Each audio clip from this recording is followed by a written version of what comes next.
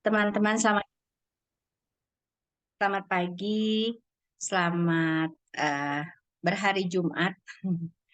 Kita pagi ini ada di ruang gratitude yang dimana secara rutin dari Senin sampai Jumat kita berkumpul untuk bermeditasi dan saling sharing hal yang luar biasa dari teman-teman kita. Kita saling bertumbuh dan mendapatkan manfaat yang luar biasa dari Koabe. Terima kasih Koabe. Dan pagi ini kita kedatangan sahabat saya.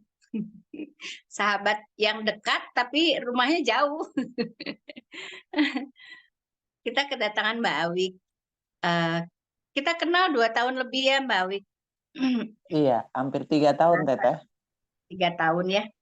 Hampir 3 tahun kita udah kenal, terus kita bersama-sama bertumbuh.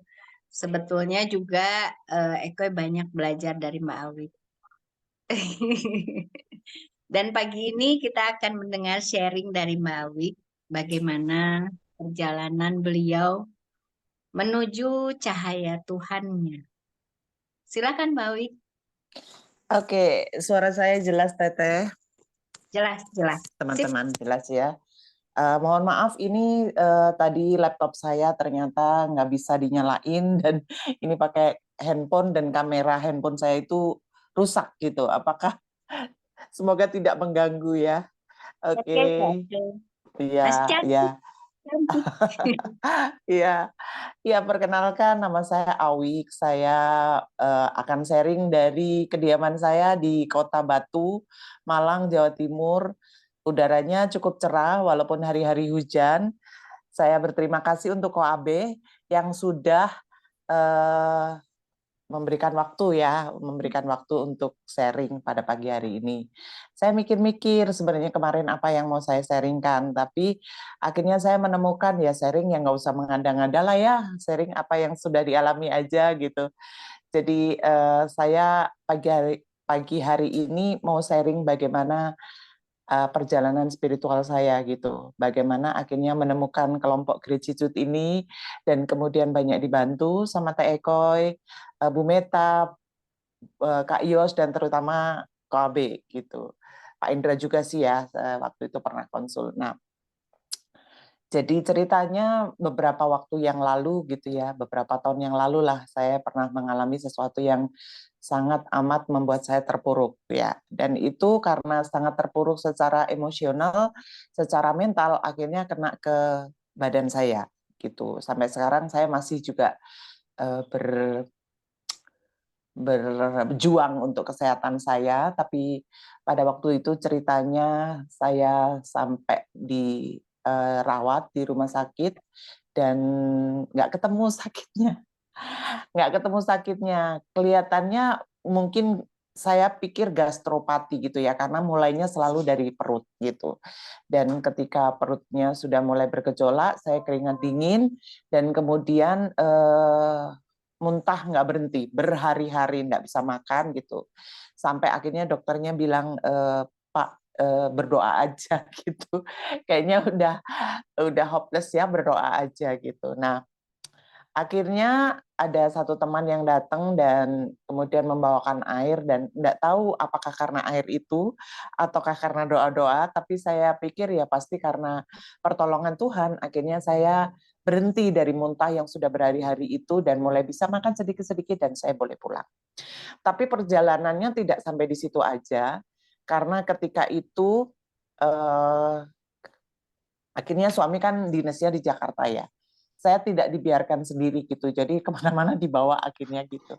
Saya kemudian melakukan perjalanan ke Jakarta, akhirnya setelah bertahun-tahun ya sekitar 7-8 tahun kami long distance, jadi suami akhirnya di ACC untuk pindah ke Jawa Timur. Itu rejoice banget karena itu menjadi salah satu keajaiban juga, karena selama ini setiap dia minta pindah Jawa Timur, posisi udah ada, Jakarta nggak lepas gitu.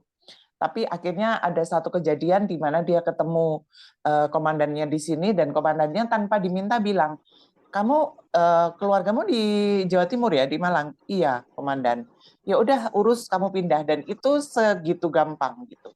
Nah, dalam perjalanan pindah dari Jakarta itu saya dibawa, saya nggak ditinggal di Malang gitu ya, perjalanan pindah yuk sekalian healing gitu ya, saya ke Jakarta kembali, kami mau ambil barang-barang suami. Nah, dalam perjalanan pulang kami mampir ke anggota suami yang ada di Jawa Tengah.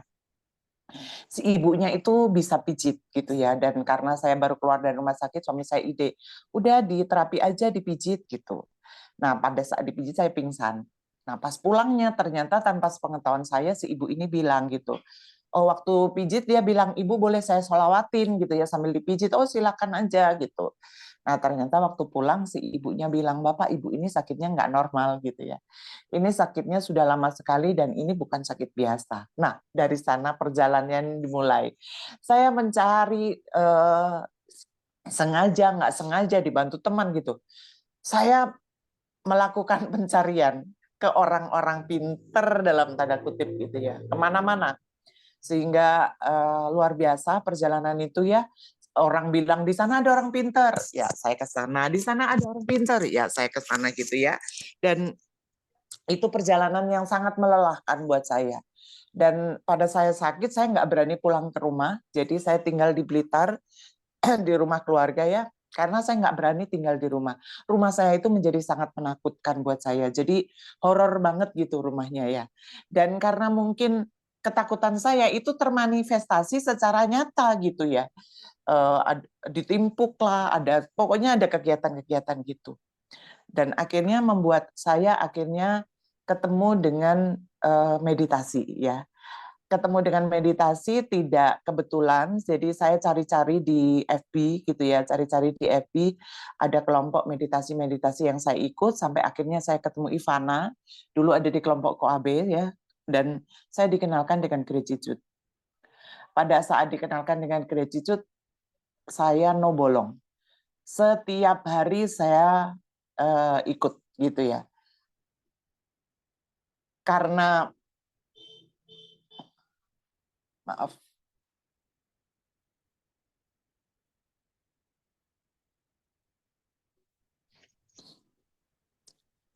Ya, semangat Awi.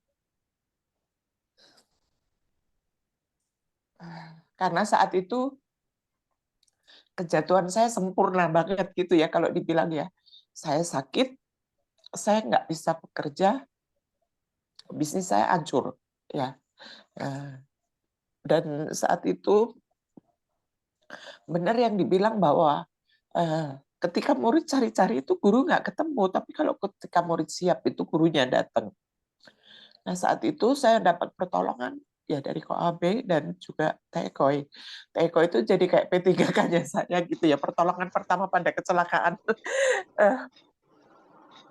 Setiap apa-apa saya lari ke TEKOI, setiap apa saya lari ke TEKOI gitu ya, saya sharing dan saya mengalami seperti Bu Elok juga dalam kejatuhan saya itu, saya ketemu satu area di Blitar yang itu hutan jati ya. Waktu itu Teh Eto pernah juga video call saya dan saya lagi di hutan ya Teh gitu. Gendong. Ya, saya melihat bagaimana pohon-pohon itu menenangkan saya gitu.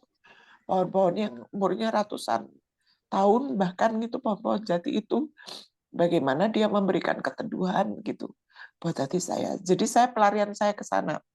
Sampai akhirnya saya berkebunlah di sana gitu dan tidak sampai sejauh itu. Nah, saat itu saya sudah belajar tentang bibit gitu ya, menanam bibit. Nah, saya diizinkan dalam perjalanan perjuangan saya itu petani saya rugi gitu dan saya nanam dengan investor ya. Jadi saya mengambil bagian untuk menanggung kerugian investor walaupun sebenarnya saya tidak dalam posisi salah dalam hal itu gitu ya. Tapi saya merasa bahwa ya Tuhan izinkan ini mungkin buah dari bibit saya gitu ya. Saya harus merugi ini mungkin dari masa lalu saya banyak merugikan orang gitu. Dan kemudian sampai saat ini itu masih terus dalam perjuangan ya, masalahnya belum selesai. Saya bermasalah masih dalam keuangan dan juga dalam kesehatan saya. waktu itu saya sempat protes banget sama Tuhan, ya pernah ada satu titik yang kayaknya saya mau meninggal deh gitu ya. Karena saya rasa banget itu nyawanya tuh jalan banget dari kaki, berhenti di perut gitu, dan udah kayaknya di bawah udah nggak ada nyawa gitu, udah nggak ada nyawanya. Saya udah nitip-nitip sama suami gitu kan, nitip anak, nitip ibu, karena ibu saya kan saya yang ada sama saya gitu ya, sama adik saya nomor 2. Saya bilang, Tuhan rasanya sepanjang hidup saya, eh, Tuhan selalu kasih persoalan yang nggak ringan gitu. Nggak ecek-ecek, nggak remeh-temeh gitu ya. Saya pernah bermasalah berpuluh-puluh tahun dengan orang tua saya, dengan ibu saya. Karena ibu saya menikah dengan temannya adik saya yang bungsu. Kebayang ya, orang yang jauh lebih muda di bawah saya, dan pernikahan itu membuat saya harus menanggung adik-adik saya, sampai adik saya nomor 2 itu akhirnya depresi berat. Dan akhirnya bertahun-tahun saya mengalami kepahitan dengan ibu saya, dan saya waktu itu pernah sharing dengan CEOs dan Teh Koi juga gitu. Karena saya belajar di sharingnya Diamond Cutter gitu, saya berani untuk mengampuni ibu saya dan minta ampun, minta maaf gitu. Tapi karena terlalu sakit, jadi saya merasa bahwa, wah Tuhan kayaknya apa namanya, kok gini banget gitu hidup ya gitu. Nah, saya mencari pertolongan sampai pada satu titik ada satu ada khotbah gitu ya. Saya Nasrani, dan itu ada hamba Tuhan yang bilang ada materi khotbah tentang eh, dilatih atau ditolong gitu. Kamu milih mana nih, dilatih atau ditolong? Kalau dilatih itu sakit. Kalau ditolong cepat selesai masalahnya, tapi masalahnya yang selesai, kamunya belum tentu selesai. Akhirnya saya menyerah gitu. Saya bilang, ya udah, saya mau dilatih Tuhan gitu. Kalau dilatih kayak main gym, kayak nge-gym ya. Saya belum pernah nge-gym secara serius, tapi saya banyak mendengar cerita gitu. Nge-gym itu sakit banget, apalagi kalau ada PT-nya gitu kan. Nge-gym biasa yang nggak ada PT itu beda gitu. Resikonya dengan kalau eh, keadaannya ketika ada PT gitu. Kalau ada PT dipaksa untuk dilatih sampai sakit-sakit. Anak saya dua-duanya pebasket, dan ketika mereka melakukan menghadapi turnamen gitu ya, mereka dilatih sampai sakit-sakit gitu. Dan satu titik saya merasa bahwa peperangan besar, kalau mau menang besar ya perangnya besar gitu. Kalau mau mengalami sesuatu yang luar biasa, dahsyat, radikal perubahannya dalam hidup, ya harus siap dengan persoalan-persoalan yang berat. Akhirnya saya menyerah dengan itu, dan kemudian saya belajar untuk hidup dalam imajinasi Tuhan. Setiap orang saya yakin bahwa dilahirkan dengan tujuan yang mulia, dengan tujuan yang luar biasa dari Tuhan.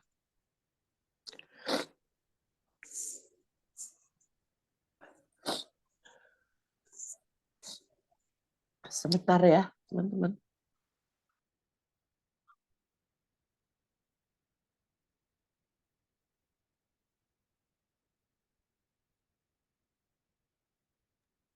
Ya, itu kenapa dibuktikan dengan ketika kita lahir sebagai pemenang, kita diambil dari satu sperma, mengalahkan ribuan yang lain. Kalau saya dalam kondisi seperti ini, bukan berarti bahwa sayanya yang sedang gagal. Tapi sayanya yang banyak melenceng, sehingga ketika Tuhan mau meluruskan jalan saya, kalau sayanya nggak mau, itu sakitnya itu gitu, dipaksa untuk ikut caranya Tuhan itu luar biasa gitu. Pada akhirnya sekarang teman-teman, bukan persoalannya yang sudah selesai, tapi saya yang sudah selesai. Saya hidup dalam imajinasi Tuhan. Saya menang di dalam gitu. Jadi walaupun situasi saya belum selesai, saya akhirnya didiagnosa ginjal saya bocor, kemudian persoalan keuangan saya juga belum selesai, tapi saya sudah menang di dalam. Saya merasa bahwa ini cara Tuhan yang indah gitu. Direnda itu pasti ya sakit gitu ya, dicoblos, kemudian ditarik, dicoblos, ditarik. Kain yang biasa aja itu, yang polos-polos saja kelihatannya kalau direnda itu mengalami kesakitan, tapi dia hasilnya jauh lebih indah. Itu yang memberikan sebuah saya kesadaran bahwa dilatih itu tidak pernah enak, tapi ketika itu selesai, saya ingin selesai. Ditolong itu enak, tapi situasinya yang selesai, saya belum tentu selesai. Dengan hidup dalam imajinasi Tuhan, tugas-tugas seperti TEKO dan KOAB menjadi lebih ringan gitu ya. Saya mengambil bagian untuk, kemudian saya memang belum bisa seperti TEKO dan KOAB untuk healing orang, tapi saya setiap orang yang datang dengan persoalan, saya akan memutuskan, saya bilang sama dia, saya doa puasa ya buat kamu 3 hari. Izinkan saya doa puasa ke kamu 3 hari. Dan biasanya ada impartasi-impartasi dari Tuhan gitu ya. Ada suara-suara, dan saya akan bilang ke dia gitu. Mungkin kamu sebaiknya begini, sebaiknya begitu. Dan beberapa waktu ini saya melihat bahwa impartasi dari Tuhan itu biasanya benar gitu ya. Dan satu hal yang saya doakan, saya kepengen suatu kali nanti saya bisa ikutan training healing dasar dan saya bisa semakin bisa banyak menolong orang itu. Saya sudah dilatih gitu ya, dan saatnya nanti saya membantu orang-orang yang sedang dilatih. Itu Teh. Terima kasih. Itu dari saya. Luar biasa, luar biasa. Dan saat ini Mbak Wik dibilang masalahnya beres juga belum. Sama ya Mbak Wik. Dibilang beres 100% juga belum. Tapi yang Eko bangga sama Mbak Awik bahwa Mbak Awik ini betul-betul ilalang sejati. Yang namanya ilalang diinjek juga nggak akan mati.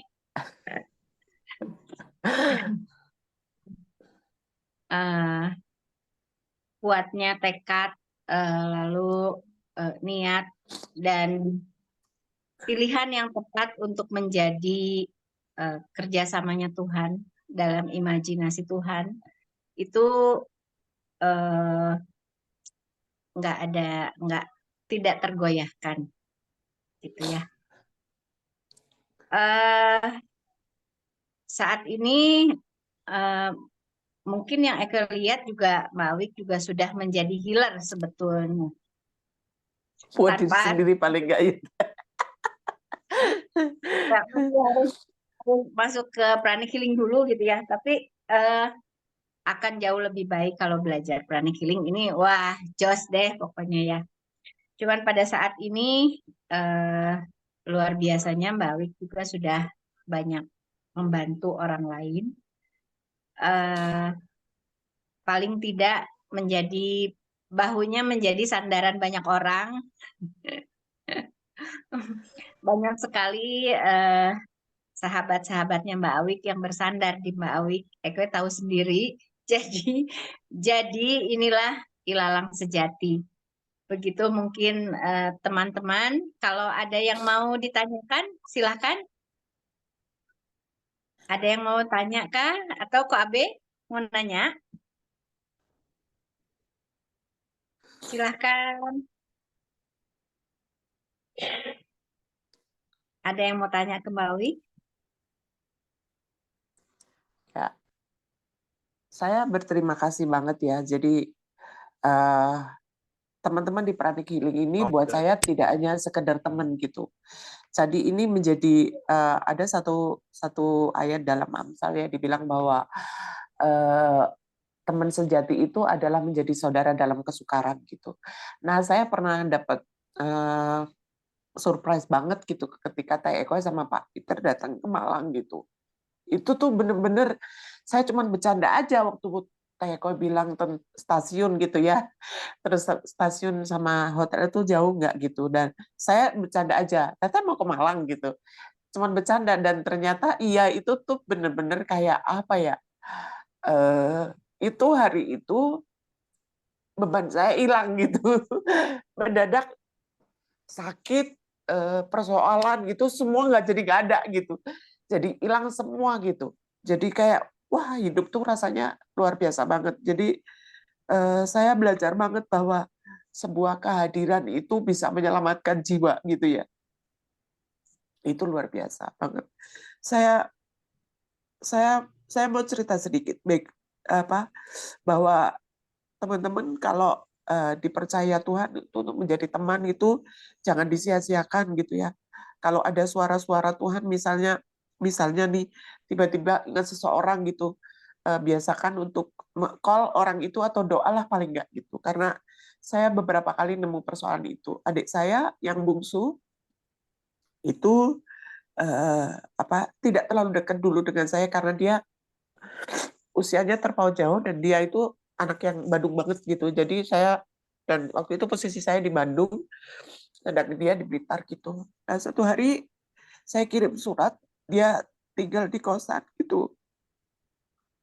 Dan saya baru tahu ketika surat saya diterima sama dia itu, dia lagi tidak ada di rumah dan ibu kosnya terpaksa cari.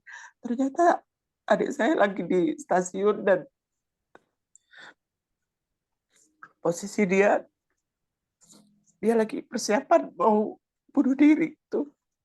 Kalau ada kereta lewat dia mau lompat gitu untuk bunuh diri dan surat saya itu dalam tanda kutip yang menyelamatkan. Isinya cuma pendek, saya bilang kamu gak usah khawatir, setelah lulus kamu pergi ke ke Bandung gitu. Dan itu membuat dia punya harapan bahwa dia nggak akan di Blitar yang terus menahan rasa malu karena ibunya menikah dengan temannya gitu.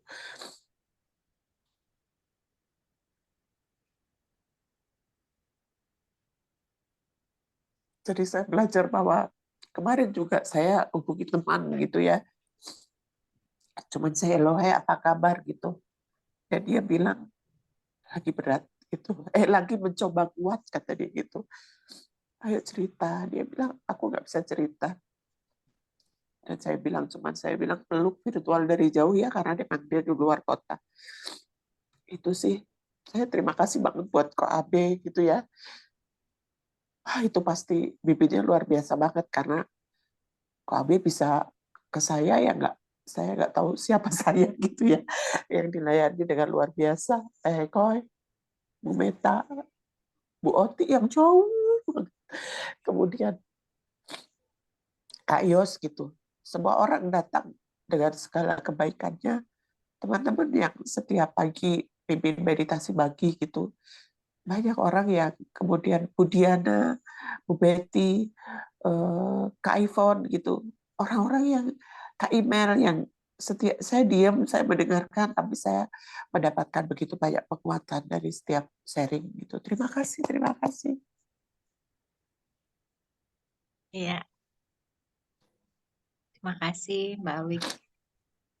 Ya, begitu cerita Mbak Awik. Silakan Ko Abe, mau tambahin? Enggak.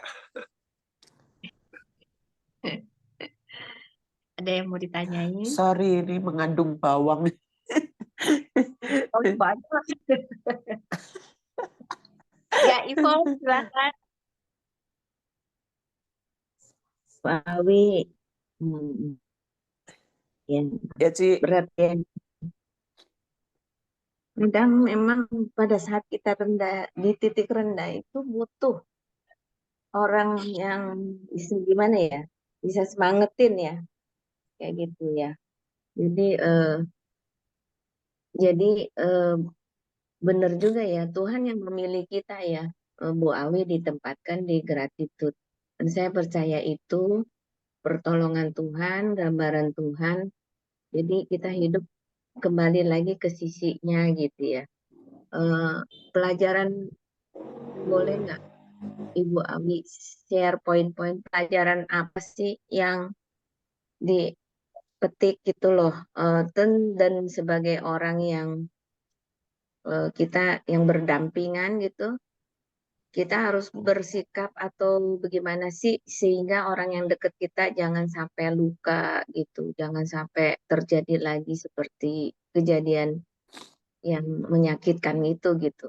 Nah, apa sih tips-tipsnya? Maksudnya, jadi kita seorang kawan adalah seorang yang gimana, seorang istri harus yang sebagaimana, sebagai anak sebagaimana gitu, bertanggung jawabnya. Jadi supaya orang sekitar kita ter tersayangi dan tidak mengalami luka lagi gitu.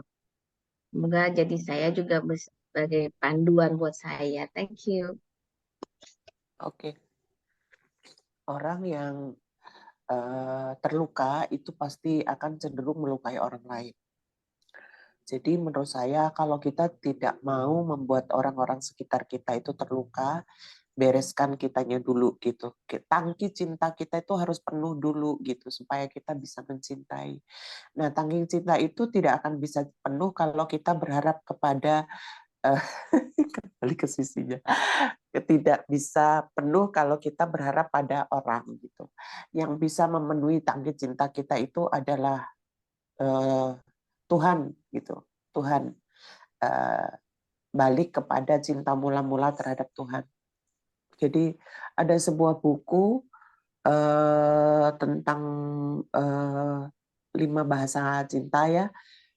Itu saya belajar dari buku itu bahwa saya harus beres dulu dengan diri saya, tangki cinta saya penuh, baru saya bisa mencintai orang lain.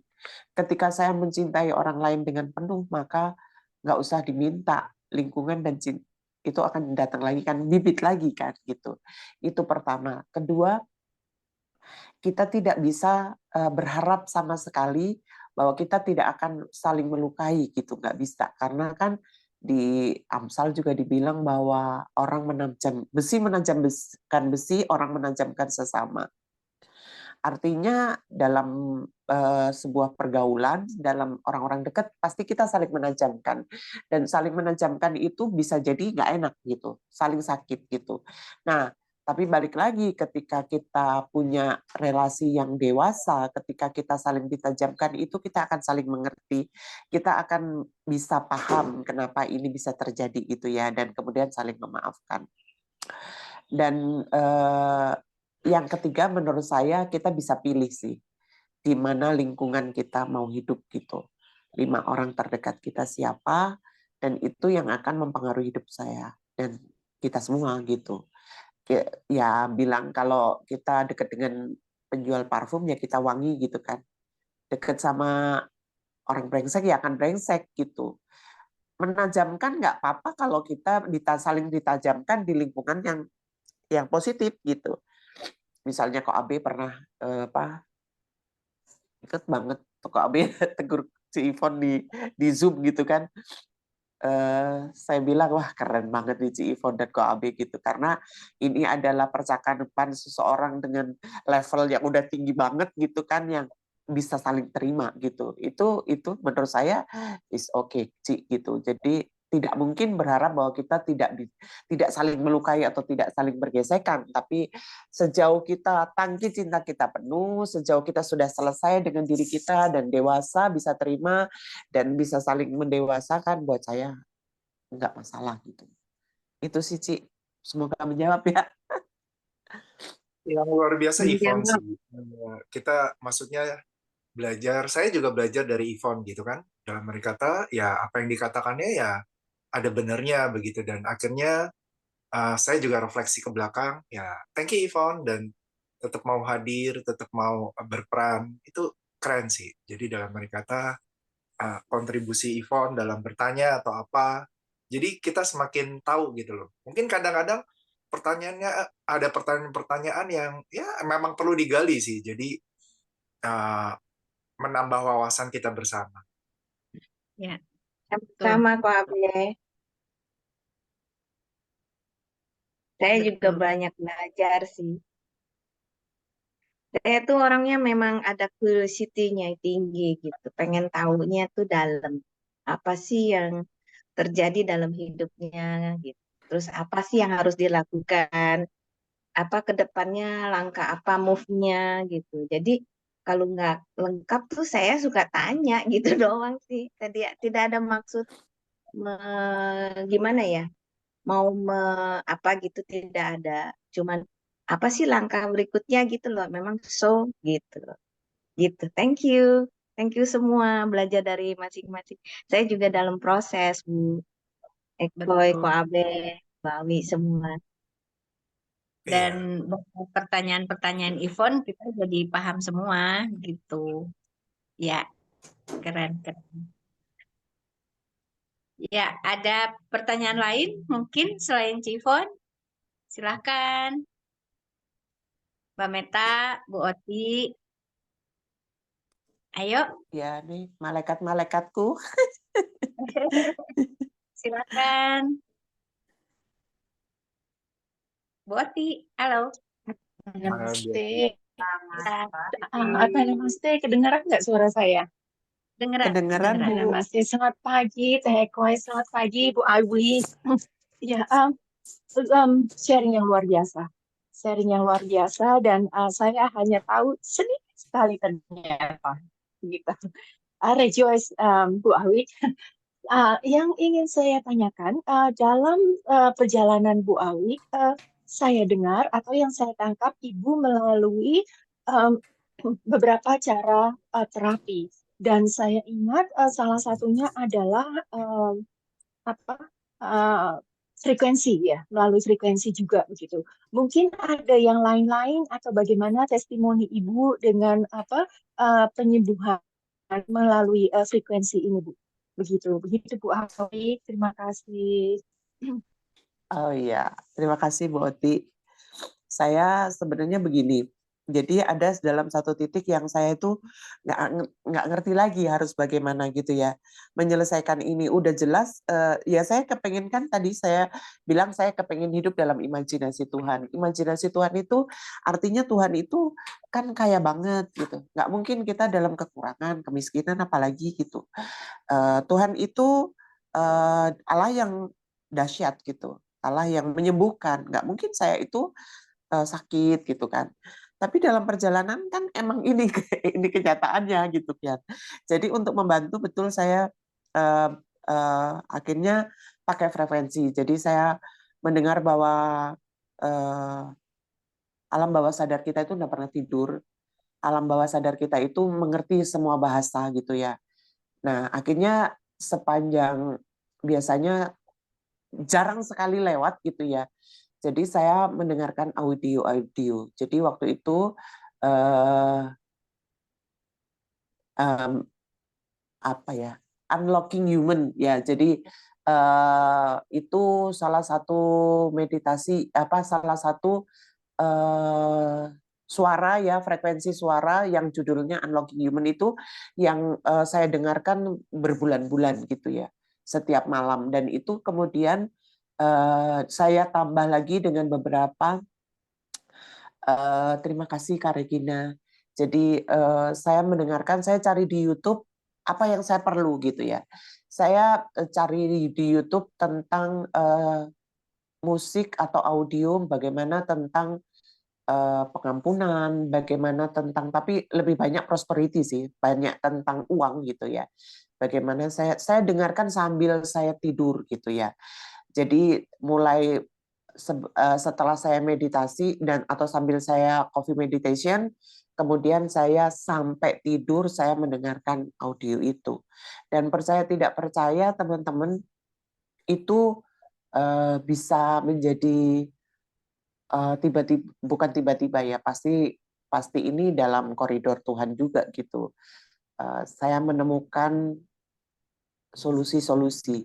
Misalnya akhirnya saya ketemu, saya lupa itu ya kenapa saya ketemu satu persekutuan doa yang kemudian di situ setiap jam 4 pagi saya berdoa, dan di situ dibilang bahwa ada satu kelas tentang gereja sih yang ngadain ya, tentang manajemen utang gitu. Dan saya masuk ke sana dan saya mendapatkan sebuah komunitas yang saya diajarkan menyelesaikan persoalan keuangan itu tidak hanya dalam iman gitu, tapi betul-betul secara praktis gitu. Dan ketika saya ada di komunitas itu, baru saya itu merasa bahwa saya itu nggak ada apa-apanya dengan orang-orang ini. Bagaimana orang-orang ini udah mau bunuh diri karena dikejar-kejar pinjol, utangnya itu miliaran gitu. Dan saya merasa bahwa ya Tuhan, saya kecil banget gitu. Paling tidak saya ada tanaman yang tadi ada harapan untuk ini, untuk bisa dipanen nantinya gitu. Ini banyak orang yang utangnya gede banget tapi nggak tahu dari mana solusi gitu dan segala macam. Dan setiap hari saya ada di sana, dan itu membuat saya selain gratitude, saya ada sebuah komunitas lain itu karena menurut saya ya karena begitu mentalnya selesai gitu ya, jalan itu akan datang gitu. Selama ini banyak jalan tapi ketutup karena ada mental block itu gitu, pasti saya di mindset saya, karena saya itu jadi terintimidasi intinya gitu ya, terintimidasi oleh kondisi gitu, terintimidasi oleh kata-kata investor yang setiap hari itu mengancam, setiap hari itu menjatuhkan, setiap hari itu menghakimi saya. Itu saya terintimidasi bahwa saya ini orang gagal, saya ini orang yang dianggap penipu lah, saya ini orangnya ruwet lah gitu. Tapi begitu saya betul-betul betul-betul hidup dalam imajinasi Tuhan, itu tuh jalan keluar banyak datang dan saya menjadi peka gitu. Jadi saya selain dengar dari frekuensi-frekuensi itu, Tuhan kirimkan, saya belajar peka dan Tuhan kirimkan komunitas-komunitas yang kemudian membuat saya menjadi punya teman seperjalanan, intinya gitu, Bu Ekoy. Iya, kalau ya komunitas yang utang itu komunitas apa? Siapa tahu ada teman-teman ada masalah nanti bisa ini. Atau mungkin Jadi itu dari gereja VCI, itu ada IG-nya juga, ada gereja Victory Church Indonesia, itu ada doa setiap pagi KOAB jam 4 dan jam 5, ada persekutuannya.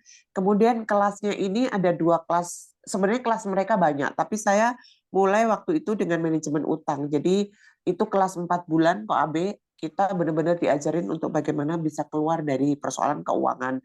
Sekarang saya ikut kelas wanita, jadi kelas wanita setelah saya dianggap lulus lah dari manajemen itu. Dan saya mau sharing sedikit, jadi ada teman dari Bandung pada waktu itu benar-benar udah mau bunuh diri karena dikejar-kejar pinjol. Suaminya seorang muslim yang sangat muslim, hutang pun nggak boleh gitu. Nah ini diam-diam istrinya itu berhutang pinjol gitu.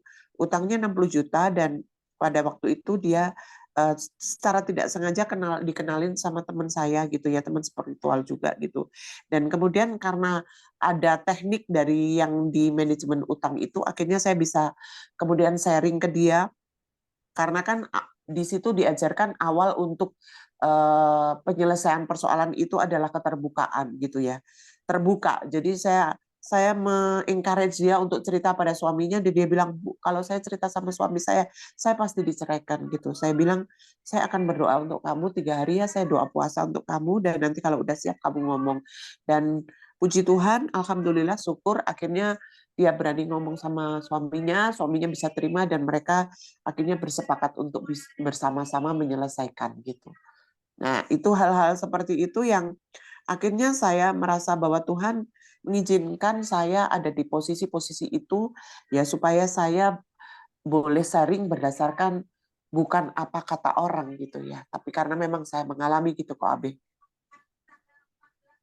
Itu sih. itu doa puasa luar biasa itu. Dalam arti kata, saya pun nggak pernah doa puasa. Maksudnya doa iya, tapi puasa untuk orang lain atau apa sampai saat ini belum pernah sih kayak gitu. Tapi itu sangat-sangat luar biasa sih. Maksudnya itu keren banget. Iya. Iya, Ko Abe, karena saya belum bisa sama kayak Ko Abe sama Teh Eko yang bisa langsung healing secara energi. Jadi saya waktu itu ada apa ya, ada ide lah gitu ya. Saya cuma bisa doain kan, dan kalau berdoa aja kan rasanya kok kurang gitu. Maka saya tambah dengan doa puasa, dan biasanya saya izin ke dia untuk saya doa puasa untuk kamu ya 3 hari gitu. Gitu sih Teh, Ko Bisa. Abe. Ya, itu kekuatan yang dahsyat sih.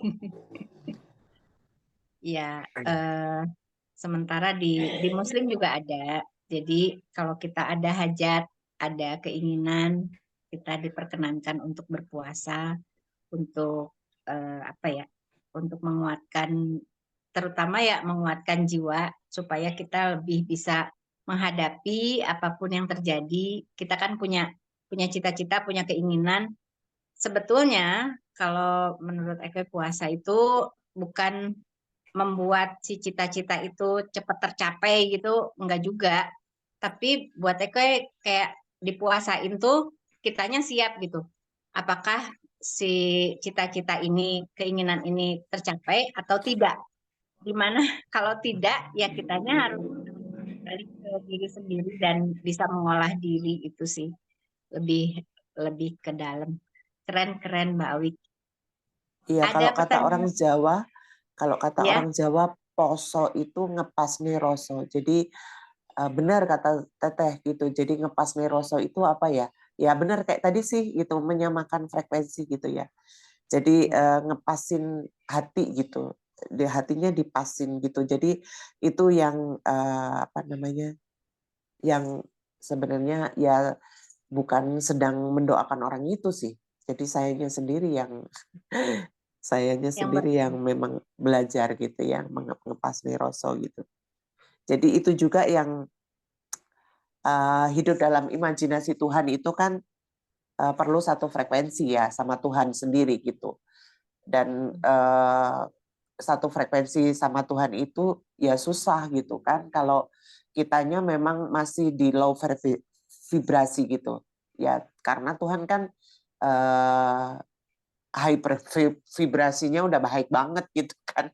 Jadi hidup dalam imajinasi Tuhan itu harus perlu selalu untuk apa ya, selaras gitu, nyambung gitu. Kalau internetnya nggak ada kan, kalau wifi-nya nggak ada kan kita nggak bisa lihat video dengan jelas, suara juga nggak jelas. Tapi kenapa kita bisa ngobrol dengan enak ya karena frekuensinya wifi-nya clear gitu kan. Nah itu tujuan puasanya sih seperti itu sih sebenarnya, untuk nge-clearin itu. luar biasa, Terima luar kasih biasa. Teh. Bu Oti semoga menjawab. Tadi Mbak Meta udah buka mic. Silahkan Mbak Meta. Selamat pagi. Selamat pagi Kakak cantik. Kakak ganteng kali ya. Ya, terima kasih Kak Awik. Tadi ada satu statement Kak Awik yang mengatakan bahwa sering-seringlah menyapa. Karena saat menyapa tadi ternyata ada seseorang yang membutuhkan dan itu menjadi suatu oase yang luar biasa. Nah, ini mengingatkan saya ini menyapa itu jarang sekali ya saya itu, kecuali kalau di grup itu saya sering, tapi kalau pribadi kecuali ada panggilan itu baru saya merasakan oh ini ada yang betul-betul apa. Tetapi untuk menyapa yang itu eh, ini latihan buat saya, mengingatkan saya bahwa menyapa orang itu penting sekali.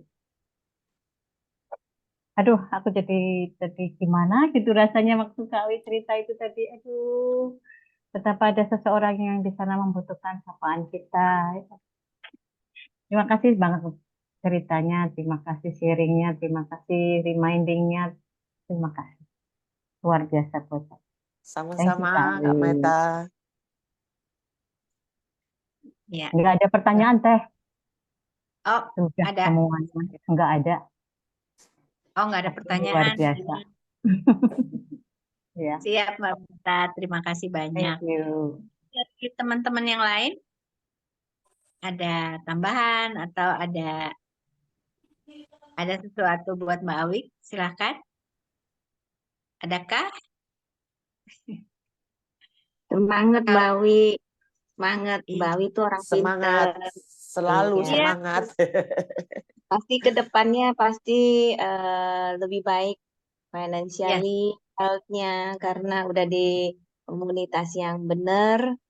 Dan Mbak Awi kan orang pinter, mau mencari ilmu juga, mau mencari Tuhan juga. Saya rasa kehidupannya next-nya pasti ada amazing grace yang luar biasa. Oke, Amin. semoga Amin, Tuhan amin, amin. berkati. Terima kasih. Amin, Teh. Amin, Ci. Amin, Ci. Ya, mungkin untuk sementara gitu ya, Ko Abe. Ada tambahan lagi? Oh enggak, Bu Awi kalimat penutup aja Bu Awi. Silakan Ya. dalam Dan ini. Hidup itu terlalu indah untuk dibuat menyerah. Jadi teruslah bersemangat, jangan pernah menyerah karena masa depan di dalam hidup kita itu sudah dipersiapkan segala sesuatu yang indah. Kalau itu belum datang karena kita belum siap aja. Terima kasih, selamat pagi semua. Terima kasih.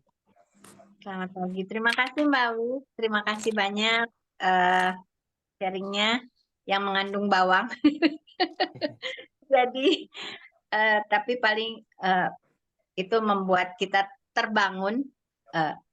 Great Awakening pagi ini diingatkan banyak hal bahwa jadilah malaikat untuk orang lain, gitu ya Mbak Wik ya. Dengan kehadiran kita menyapa luar biasa. Terima kasih Mbak Wik, Ko Abe, terima kasih. Kita Sama-sama, Teteh. Terima kasih semuanya. Terima kasih.